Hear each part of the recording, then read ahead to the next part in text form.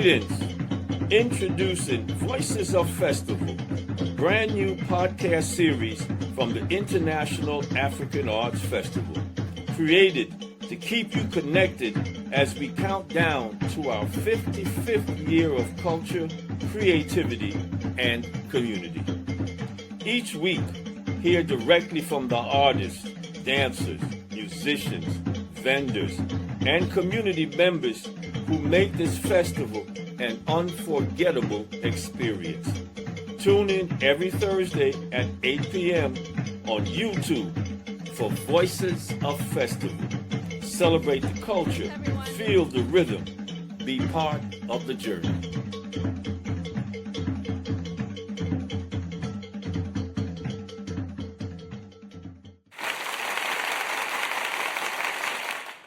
Well, Barigani, Shalom, Salamu Alaikum, Alafia, greetings. Peace. Good to be back. I'm Adeyemi Bandeli, and I'm joined by my host as always, Sakeenah and Nzinga Kinard. How are you, Baba? Good. Been away, and glad to be back here with Voices of Festival. I was able to catch the shows, and so, I don't think we lost a beat. There's some good stuff. Certainly enjoyed Mama Sophia's piece on Ida B. Wells. Very timely, and someone who really doesn't get enough props in terms of her contributions and the challenges that she faced addressing the issue of lynching. But that was a powerful show, and I learned a lot as well. Powerful woman. Absolutely. It was good to have her on. Mm-hmm. And the Mama Sophia's piece in terms of you used the term which caught her when you talk about the ancestors. Ancestral veneration. Yes. That I can see that caught her, but it had an impact because clearly that is what she's doing. And you've been to festival long enough to know that we've had a couple of people who did the same thing. We had a brother who did Frederick Douglass, and he always recited what is that piece? What is the 4th of July to the Negro? And then we had another brother who Juneteenth. You're talking about a Juneteenth piece? No. At festival, he participated, and then there was another brother who also did Marcus Garvey. So we have had a couple of really good ancestral veneration, and but I'm glad Baba Segun stepped in, and you all kept it going, and it's interesting being on the other side of it. So I'm seeing what was done and not being backstage, if you will. And I really appreciated the 3 sessions that were held. Of course, the one with Mama Nasoma and Mama Akila, there are certain things that happen that have an effect on you that is just like a lasting effect.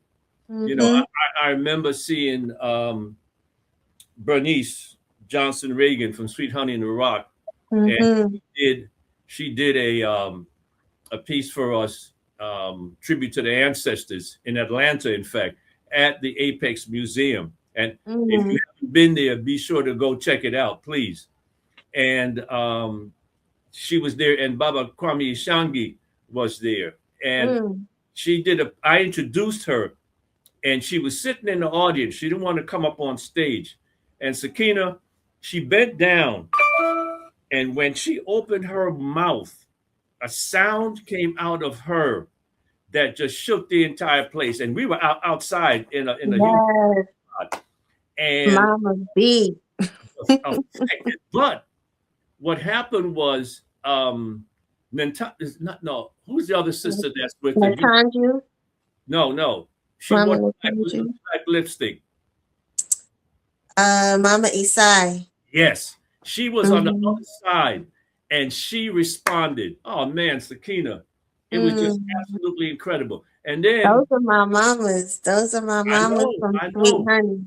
And Bernice got up, and she walked up to the stage, and this brother Ganaba, from Ghana. I don't know if you remember him, but they were on tour with the movie that Haile Garima had done. Help me, brain. It'll come to me. Sankofa. Oh, yes, Yeah, Sankofa. Okay. they were on tour with the movie Sankofa, and it was also the Mm-hmm. National Black Arts Festival. So all of Mm-hmm. that was going on. So Ganaba came, he's Ghanaian, and he had his white on the chalk and all of that. And he couldn't sit down. So he came up and stood right by the stage like he was on security.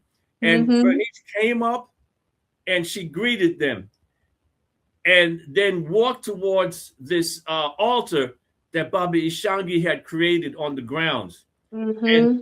Sakeenah, without a word, everybody got up, went behind her, and walked over to the shrine.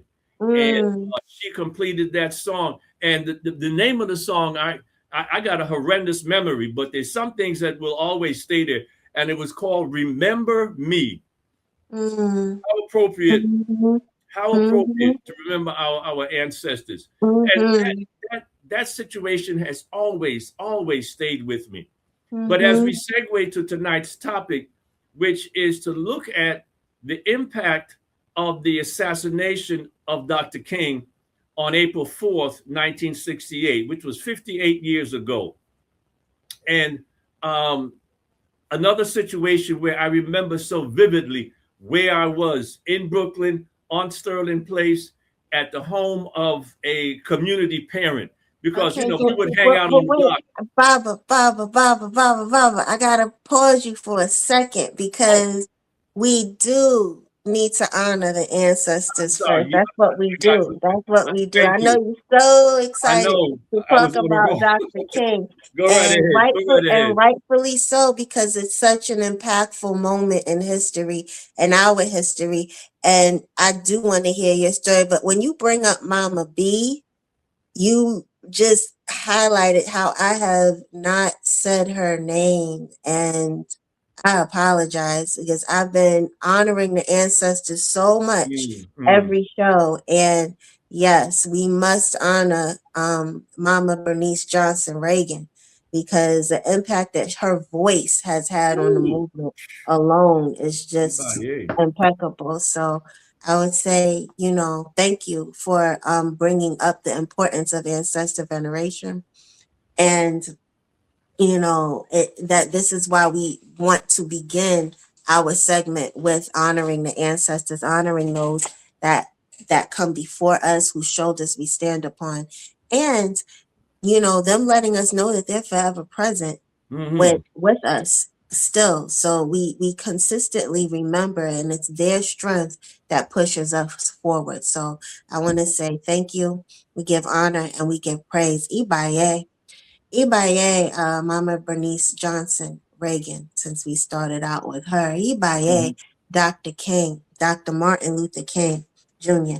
Ibaye, uh, go down our list. Ibaye, Baba G2, Wusi.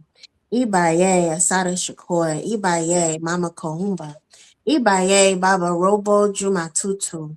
Ibaye, Mama Amanisha. Ibaye, Mama Lottie. Ibaye, Mama Bird. Ibaye, Brother Howard.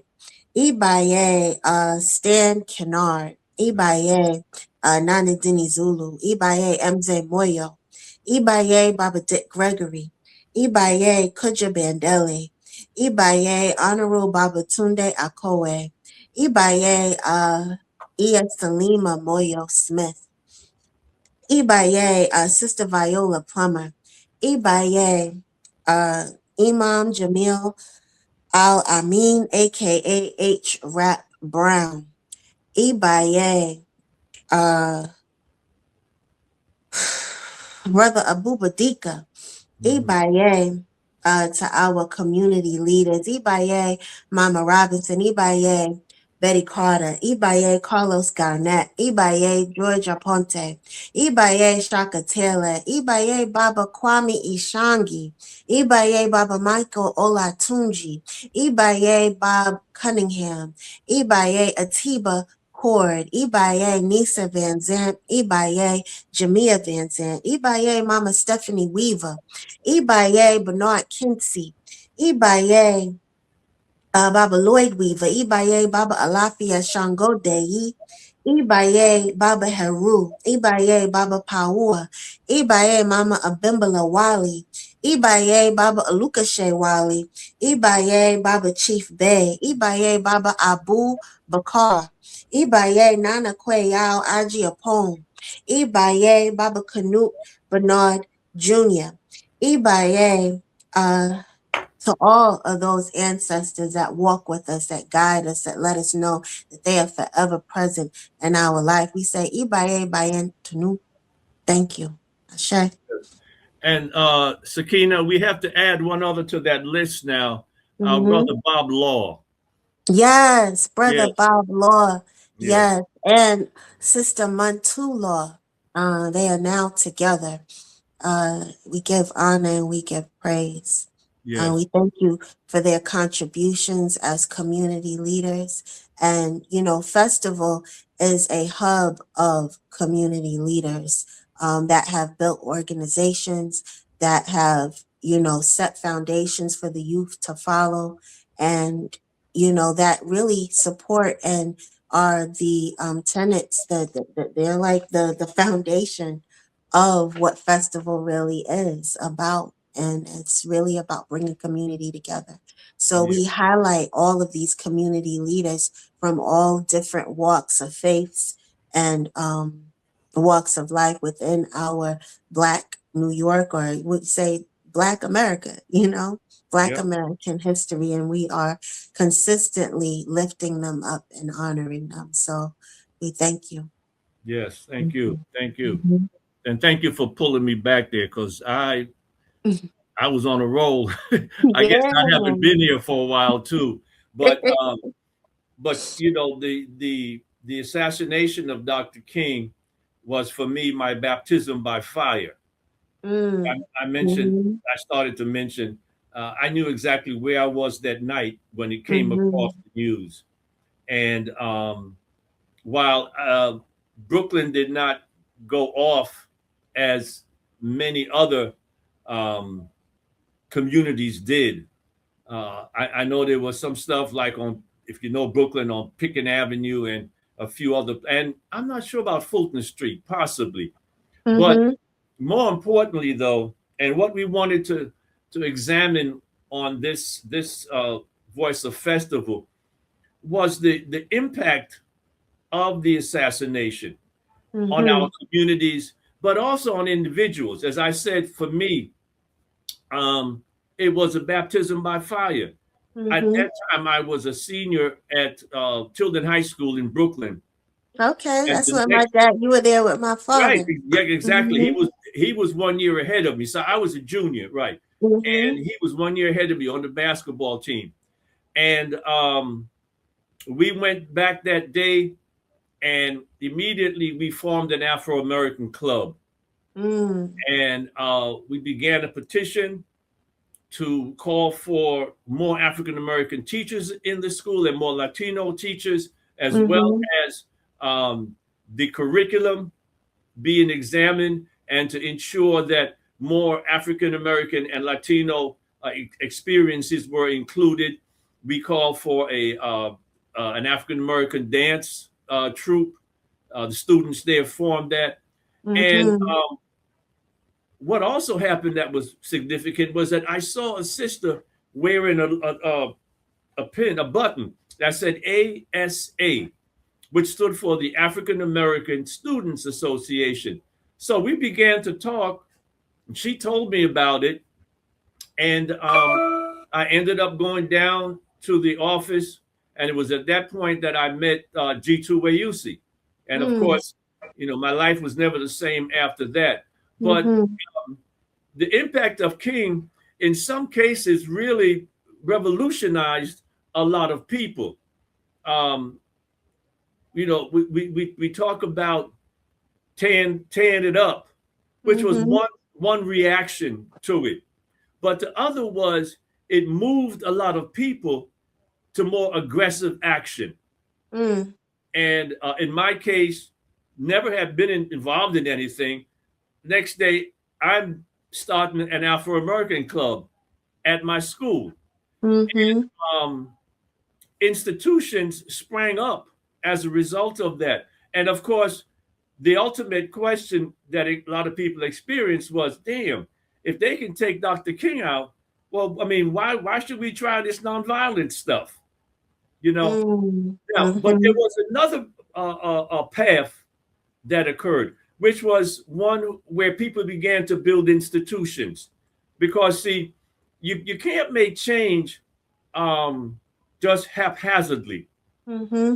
You can create some groundswell, but that stuff, do you bake? I know you talked some stuff once about being a good cook, but do you bake? Yes, I actually do bake, and you know who taught me how to bake? Oh, Is Mama Esmeralda.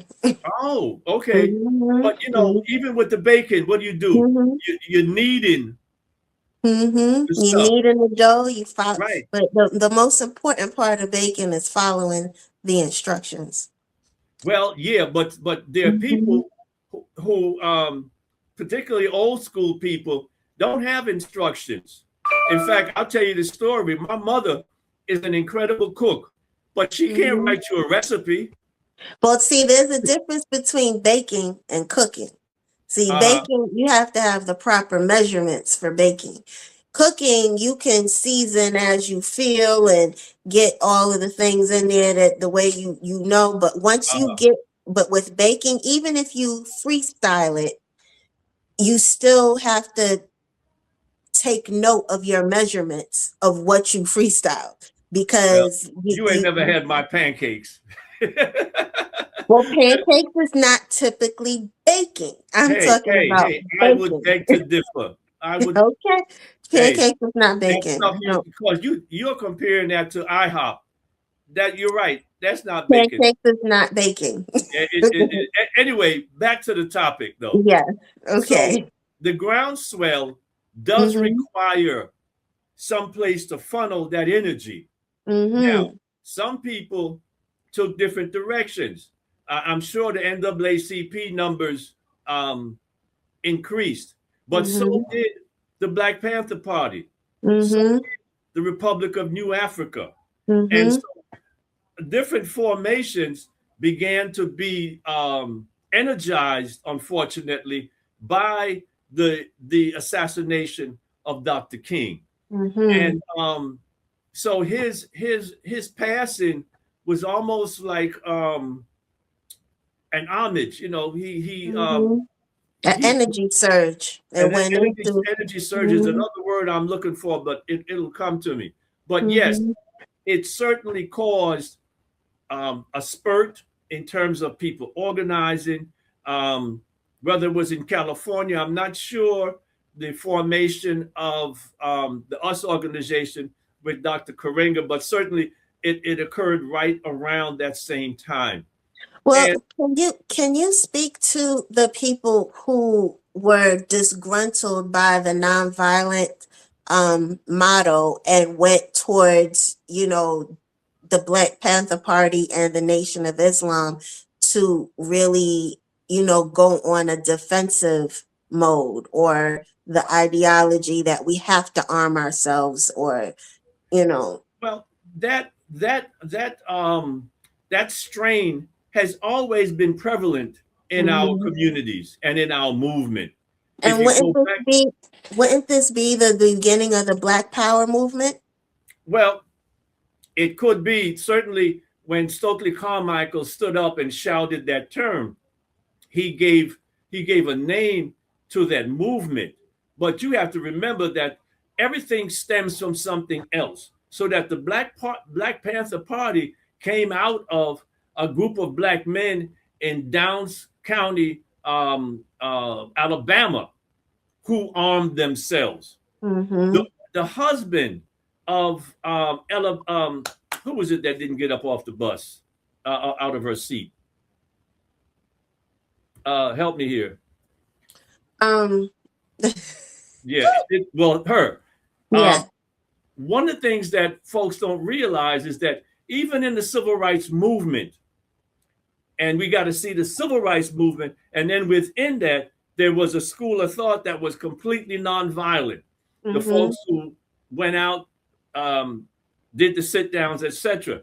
But within that, there were people who had a shotgun in the house. So you're talking about Rosa Parks. Rosa Parks, right. She tells the story of how when she was having meetings inside the churches, her husband and his folks were outside with their guns. You understand? So the presence of armed resistance is not new in our movement. If we're going back to the slave rebellions, if you're going back to the folks who escaped from the slave plantations and set up maroon encampments, they were armed.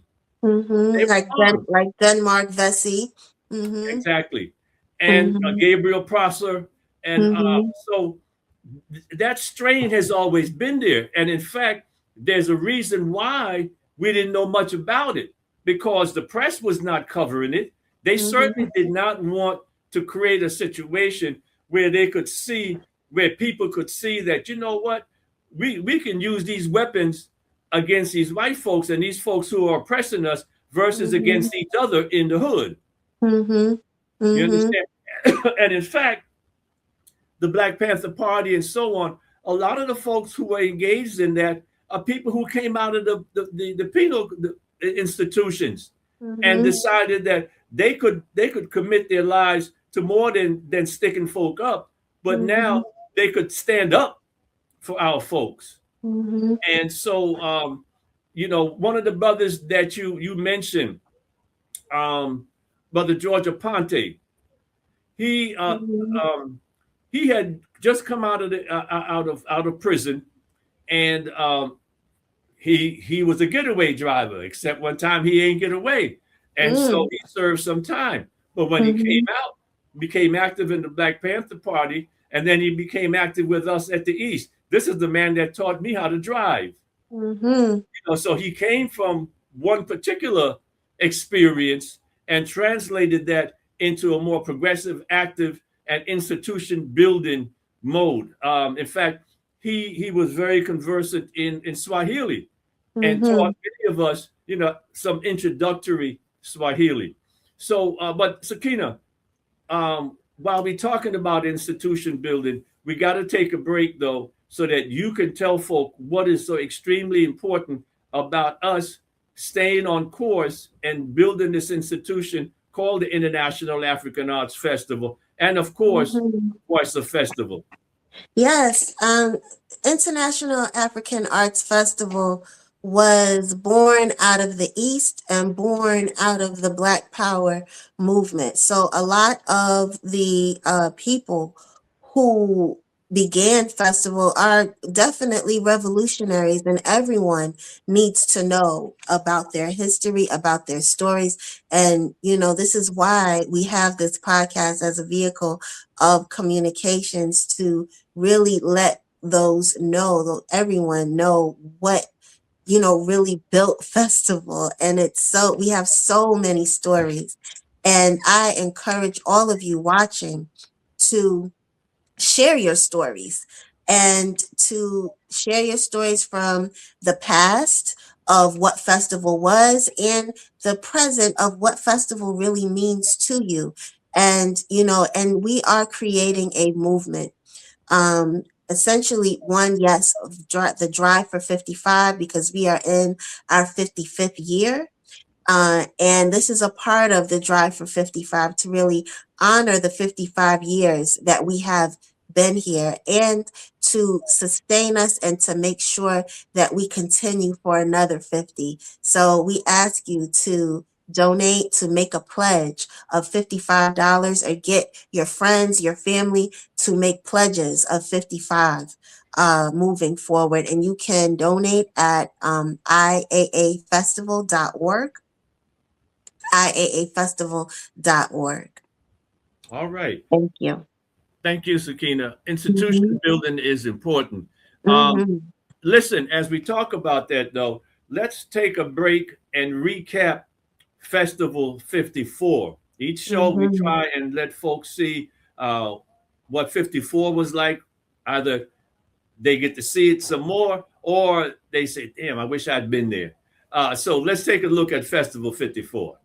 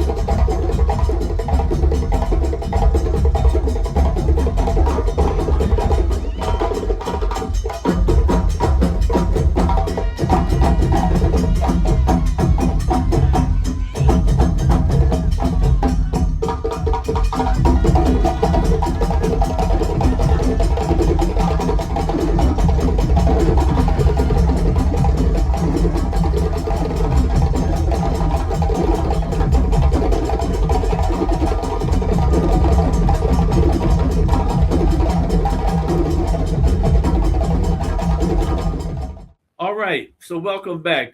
So some of you saw what was going on at Festival 54, and for some of you, oh wow, I wish I'd been there. So you have an opportunity, July 3rd through 5th, Lincoln Terrace Park in Brooklyn. It is a new venue, new location, Lincoln Terrace Park, Brooklyn. In fact, it's interesting. Our producer Beware and myself, we grew up right around that area. I used to walk to Terrace Park all the time.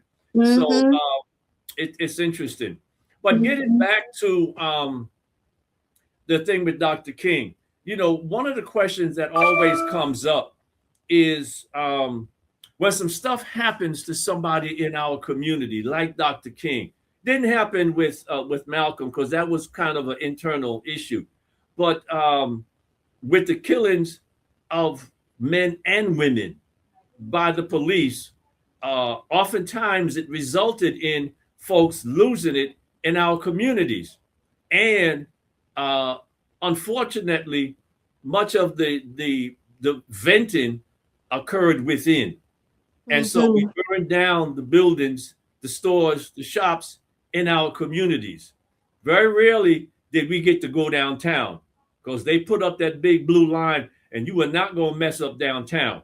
Now, there has been a slight variance on that now, in that major demonstrations and rallies that take place downtown, when they break out, they are tearing up downtown. So, you know, there's been a little shift in there. But it's interesting. And, you know, folks ask, well, why we got to tear up our own communities? Why do we got to tear up our own communities? And it's a difficult question to answer. But if we look at how people express rage, and how they express the inability to express themselves in a positive manner, it shows up in domestic violence. Why we beat up our children? It's because that frustration the education hasn't taken place for us to know how to channel that. So what happens? We go outside and we just pissed off and we throwing bricks through windows, and of course there will always be the lumpen, what they call the lumpen folk, who all they want is an opportunity to snatch some stuff. They ain't involved in no movement. They just see an opportunity to grab something. and they Barbara, look at it. what you're speaking to is a form of, emotional depression or emotional imbalance where, it almost seems like folks give up or say, what's the use? We built all of this stuff and we came so far, and now, our leaders are being assassinated. What's the use? Let's just tear it all down because what we built up wasn't worth it, because that ideology or that mindset is, a way to control the emotional current. And I think that back then was then, and now we do have enough spiritual knowledge to be able to balance ourselves enough to not react to the current events of whatever happens, but knowing how to stay calm in the midst of chaos so that we do not hurt ourselves when something negatively Yeah. happens. Um, I think that is a way that I see that, we have overcome to some degree. are you familiar with the term provocateurs? Yes. Well, oftentimes when stuff broke out, it was oftentimes because of provocateurs who infiltrated legitimate activities by our people, and then they created. And I wish I could just say what they did, but they would oftentimes be in the back of the crowds, etc. And they're the ones who start throwing rocks and doing whatever, setting the fires, and then the police charge everybody. You Mm, understand? And then you have that reaction to the police charging everybody, with folks not being aware that these provocateurs, sometimes as part of the FBI and other agencies mhm, who want to make our stuff look bad. And so anytime mhm, there's a demonstration, they're expecting this kind of behavior. Uh, mhm, so, COINTELPRO was involved in the creation of a lot of these provocateurs. And mhm, sometimes they were even police. mhm, So we have to be mindful. I hear what you're saying, and it is true. But oftentimes, those people who did come out and did bring the spiritual energy to stuff, when the provocateurs came on the scene, is when they disrupted that. Now, mhm, what's interesting though, as we talk about this, and I'm gonna go off topic just for a moment here, because I remember Mama Oseye um, brought together many of the Yoruba folks in a candlelight vigil mhm. off of Fulton Street at Fulton Park. You I know, remember that. I was there. yeah, Mhm, and I think that was significant, and it doesn't get enough play because oftentimes we see that the cultural folks tend not to be engaged in this movement to overthrow all of this oppression. That it mhm, seems like a lot of it is for ceremony purposes and so on. And so that event that she held was extremely significant. And if one looks back at the history of that culture in our movement, it was the drums that signaled the Haitian Revolution. mhm. And it Well, was the drum, and it was a drum that was considered illegal in almost all of the enslaved communities. mhm, mhm. Well, it speaks back to that interview that we had with Ayanna Gregory, and I asked her about the evolution of the revolution, and we came down to the answer of that is really being spiritual and being able to answer the call when our ancestors, be able to hear our ancestors speak to us and hear our inner guides just really, you know, calm us down when there is a disparity or where there is something that we could react to negatively. Yeah. And being able to center yourself and then be clear about what it is that you want to create. I mean, and that with every walk of life or walk of faith, regardless if you're Yoruba, or if you're Muslim, or, if you're from the Kemetic community, whatever it is, it's all about balance and staying in balance and not staying in alignment and not being able to waver off the Richter scale no matter what. And that is a part of the movement. It's an important component of the movement because it will help us to make better decisions about what it is that we actually want and how to achieve that goal. Whether it's justice, whether it's truth, whether it's institution building, whether it's, formulating a plan of action to, revive or get to that goal. But it is never to, be reactionary and start fighting and creating chaos, more chaos. It's just redundant. Yeah. At this point. But again, two things. One is be mindful that, and as we're talking about Dr. King, faith is extremely important. And those people who were around him, sometimes when the leader gets killed, people tend to say, well, what's the use? And it's at that point that your faith gets tested. If everything going all right, you don't have to be worried about faith. It's when some stuff starts happening that faith then gets tested, and you got to see whether you really have it or whether it was just some mouth. But also, let me just add this piece. Let me just add this piece, though, because they go hand in hand. Okay. In response to your piece, that sometimes that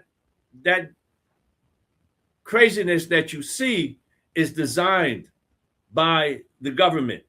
There was a program called COINTELPRO, and I say there's some remnants of it probably still around, that was designed specifically to prevent the rise of Black leadership.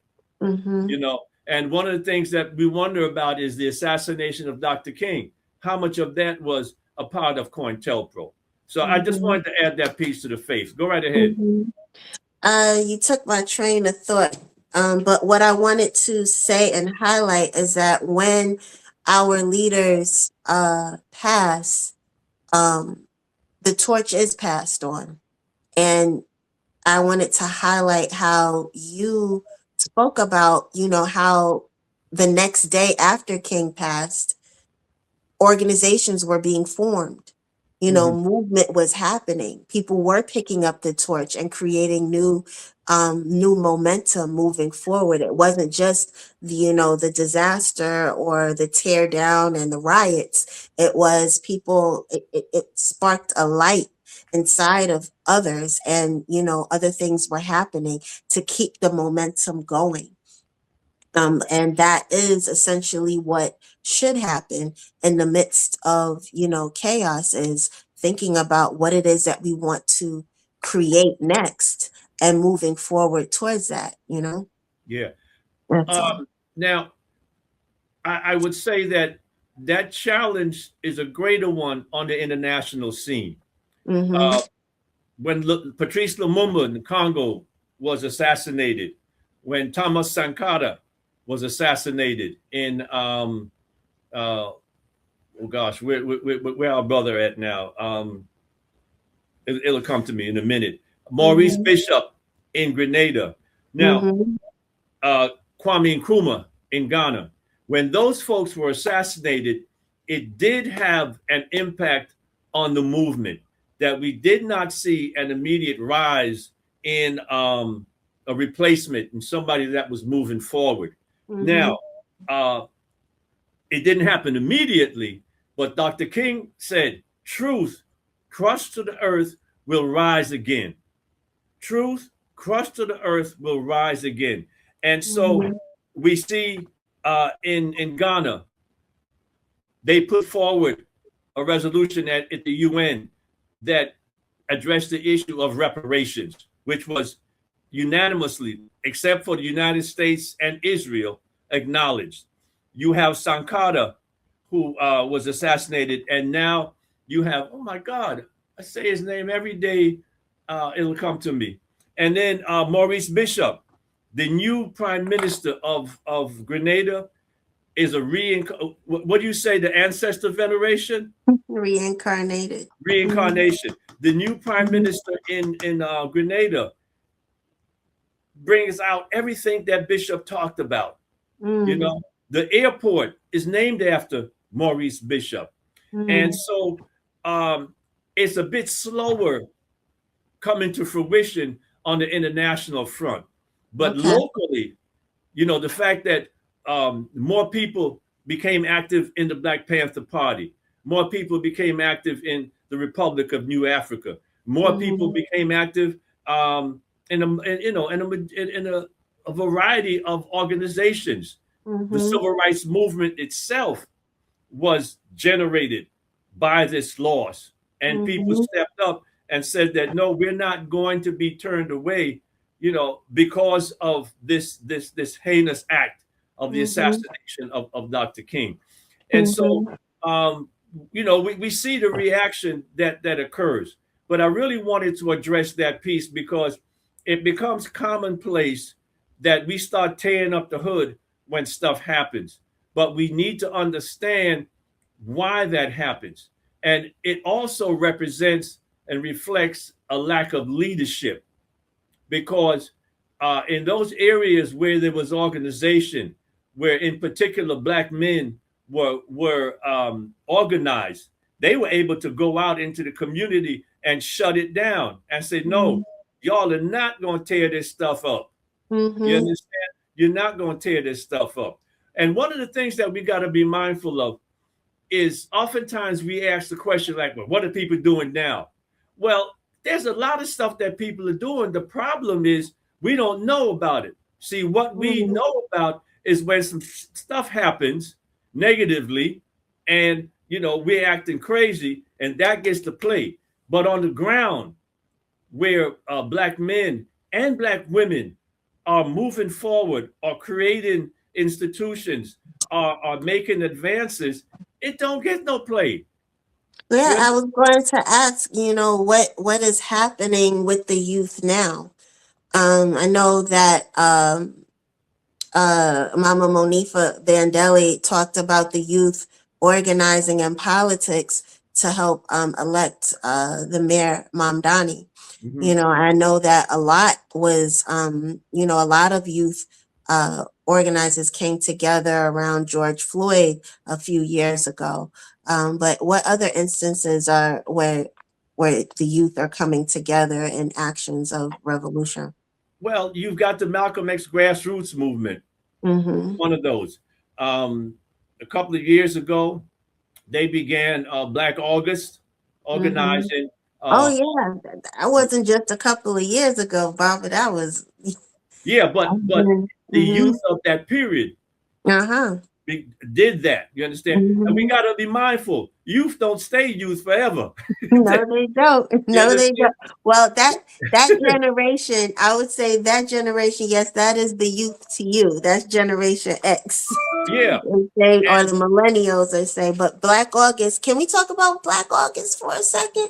Well, Black August was combining hip hop artists with to come and do a concert honoring political soldiers that were imprisoned, and bringing light to those political soldiers that were imprisoned unlawfully, and bringing more awareness to them. And that was a charge that Sister Assata Shakur led at one point. And so they had a concert every year with conscious hip hop artists like Mos Def and Black Thought and a lot of underground artists that would come together and put on the just like a bomb show called Black August every year. Now, we don't hear about that in the general media. Had there been some shooting there, we'd have known about it.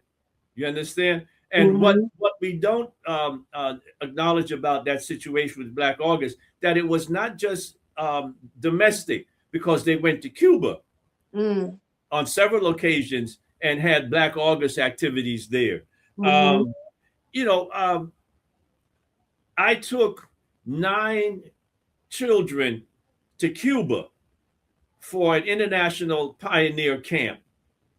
And it was a phenomenal experience to see children from all over the world coming together to share their cultures, to talk about what is going on in their countries. And just absolutely incredible.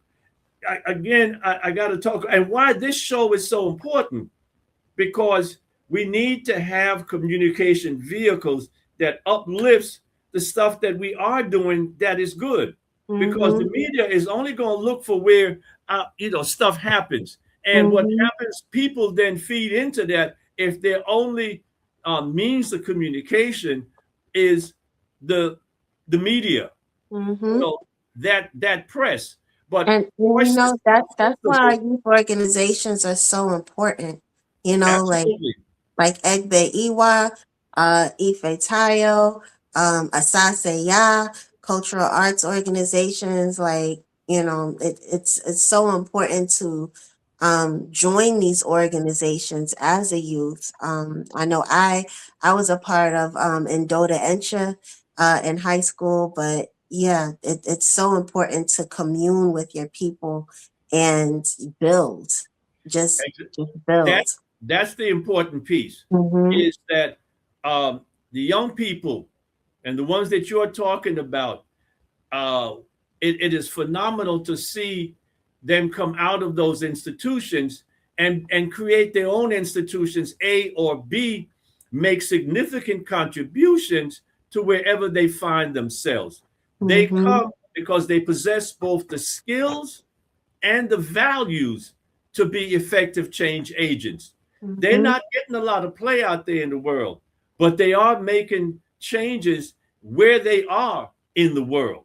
And so again, I want to go back to our the importance of what we do with Voices of Festival, is that we can give voice to the young people who are doing some things out there.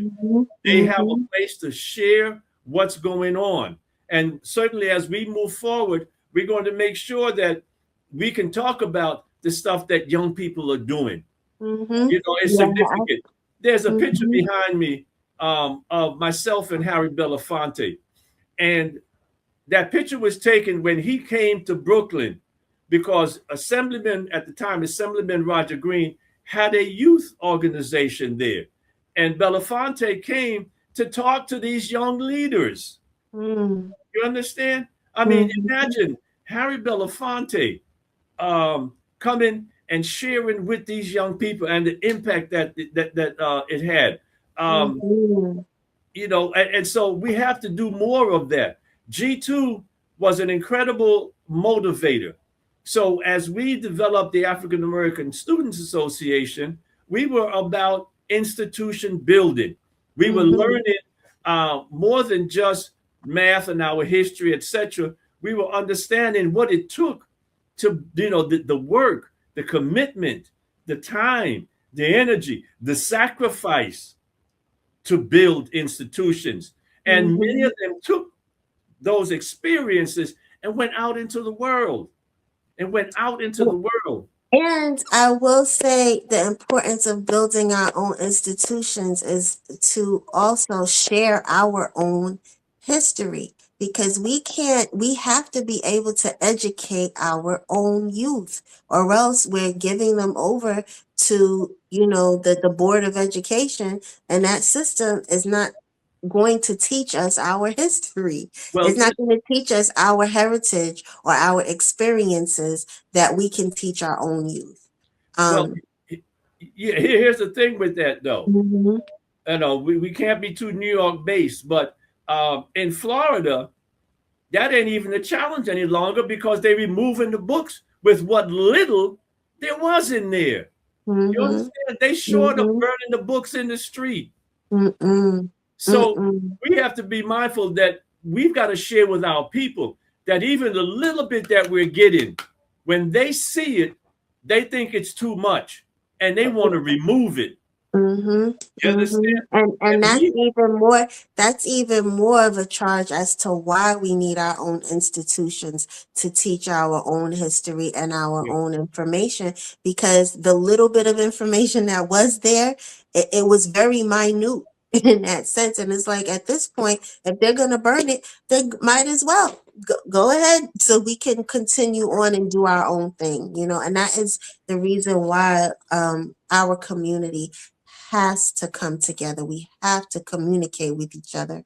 We have to build our own institutions. We have to commune and keep communing, because we are all we have. And yeah, it's a yeah, lot. It's not minimal, and it's not limited to what we can do and build. So yeah. I want to go definitely. back to Dr. Mhm. King for a moment Mhm. because, uh, um, you know, let's be mindful. By the way, everybody wasn't down with Dr. King when he was around. Mhm. He had to write that letter from a Birmingham jail to these Negro ministers who felt Mm. that he was coming in and disrupting stuff. You know, and they weren't that thrilled with him. Now, of Mm. course, now that he's gone, everybody is praising him. But Mhm. we have to understand that those folks, they had their niches. They had the little small ponds, and they didn't want somebody coming in and disrupting that. Even Mhm. if it meant they kept saying yes sir, yes sir, yes sir. And so King showed folk another way, but more importantly, he exhibited the courage to speak to power. And Mhm. they didn't want that to happen. But let me tell you something. We talk about young people. In the Birmingham situation, when the young people marched out of those schools, many of their parents were not down with that. Mhm. And many of Mhm. them went against their parents to be out there in the streets taking a stand. And it is not uncommon for young people to stand up around the world. June 16th, we're going to be celebrating Mhm. Soweto Day. Mhm. And remember those young people in Soweto. And so we look at that. But the other piece is we have to understand the assassination of Dr. King wasn't just some haphazard act. Once he began to link the struggle around racism and capitalism, they were like, "Oh God, now Mhm. he really getting too much." Because Mhm. once Dr. King started talking about the economic disparities, whether you be black or white, that was a challenge. Mhm. It met Exactly. out of them, Mhm. you know. And some people were even challenging the ideology of integration, that they were okay with being segregated to some degree, to have their own schools or their own businesses, their own communities, and didn't necessarily agree with integrating at that degree, what Dr. King was pushing. Well, But go ahead. I'm sorry. I think towards the end, where he realized that this is really, a capitalist game, and really speaking to that, I think that's when he got a bit dangerous. Yeah, the issue of integration creates ignorance on both sides. Mm-hmm. My take on it is that uh, integration was about having the right to go wherever we wanted to go. Mm-hmm. However, when you come out of an oppressive situation, you begin to lose sight of what that segregated environment created, because it Mm-hmm. forced us to create our own institutions, Mm-hmm. HBCUs, etc., etc. We had to do for self because we were Mm-hmm. forced to. Mm-hmm. Integration was simply saying, "Listen, pardon me, we have a right to ride any damn way on the bus that we want, and we got a right to live anywhere that we want." Mm-hmm. You understand? And we got a Mm-hmm. right to employment anywhere that we want. Now, that Mhm. was what it was designed to do. But what happened is that folk then, when they could go to the burbs, they went out to the burbs. But the people who went out to the burbs were the people who could afford to go out to the burbs. And then Mhm. the hood still suffered from a lack of the services that it deserved. So that integration did not necessarily improve the conditions in our community. It just meant that we could now go outside of our community to stuff that was better. Mhm. Mhm. So we got to So frame true. that. Yeah. So we have to frame that. People oftentimes ask that it hurt us. Um, to some extent, because of the enslaved minds, it did hurt us. Because as I just said, too often the skills that folks acquired in the hood because they couldn't go to these other places now became valuable in the integrated society, and so folks went out there. Mhm. And so, did it create a brain drain? Yes. And the same thing is seen on the African continent, where Mhm. they go to incredible schools, etc. Then, as soon as they can, they off to Europe because they can make more money there versus staying and developing their countries. Mhm. So, Mhm. um, but listen, let us digress from this for a moment because we've got to address some things ourselves. And you talked about it earlier, but we need to talk again about the importance of festival, the importance of supporting us, and our producer, Beware. This is his world, and I'm just sitting in here like you. But he talks about the importance of our numbers increasing, so Yes. that this show Mhm. can be monetized. He always bugs me about these knuckleheads who are millionaires now because they got all kinds of foolishness on their programs and so on. But in the 5 minutes that we have remaining, please share with our viewers what we need, what they can do to support us and Well, sustain us. you can do a number of things to support us. One, you can like, you can comment, you can subscribe, you can share, and we want to hear your stories. We want to hear your festival stories. All festival babies, we want to hear your stories about what your experience was like attending festival and what your thoughts are about the International African Arts Festival moving forward. That is your charge. Make a video, comment, let us know what your experience of festival is. Two, you can donate. You can become a member. You can become a sustaining member of the International African Arts Festival by making a pledge on our website, iaafestival.org, and specifically making a pledge of $55 for the 55th year that we are in right now. And our 55th annual festival will be July 3rd through the 5th, located at Lincoln Terrace Park in Brooklyn. Um, Festival is a family reunion. It is a meeting of the minds. It is a place where all of our people come together from all walks of life, all walks of Black life, and we commune. And so this is a vehicle of communication. This is a vehicle of a way that our community can come together. And so it is super duper important to me, to my co-host, and we love you. So please like, comment, subscribe, and share. And also join us June 7th for our Mhm. libation program, which will take place at 3 p.m. at Restoration Plaza. This is an annual event that we've been doing, which highlights the various immigrant communities in the Brooklyn area in New York City. Mhm. So we Mhm. invite you to come down. And then, of course, uh, July 3rd through 5th, Hanganini, which is our theme for this year, which says, let us unite, and it's from Namibia.